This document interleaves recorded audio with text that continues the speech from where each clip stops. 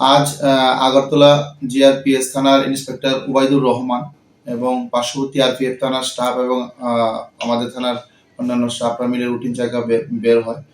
তখন দুপুর আনুমানিক ৩টার সময় তারা লক্ষ্য করে যে আরপিএফ পোস্ট এবং পেয়ার নিউজ টয়লেটের মাঝখানে যে একটা পার্কিং এর জায়গা আছে, সেই জায়গাতে একটি অটো রিক্সা যার নাম্বার TR01L3452 সেটি এসে দাঁড়িয়েছে এবং তার থেকে তার ড্রাইভার একটি পিট্টু ব্যাগ নিয়ে নেমেছে। তারপর তারা সন্দেহজনক দেখে ওকে আটক করে এবং আটক করার পর সে স্বীকার করে যে ওই ব্যাগের মধ্যে অবৈধ গাঁজা মজুদ আছে।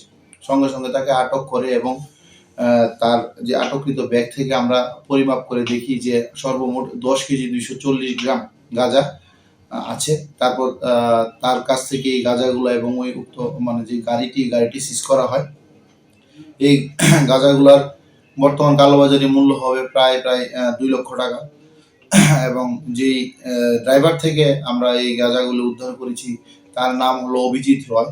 তার বাড়ি আমতলী থানার আন্ডারে মহেশখোলা এরিয়ায় এবং তার বিরুদ্ধে একটি সুনির্দিষ্ট ধারায় একটি এনডিপিএস মামলা গ্রহণ করা হয়েছে এবং বর্তমানে আগরতলা জিআরপিএস থানায়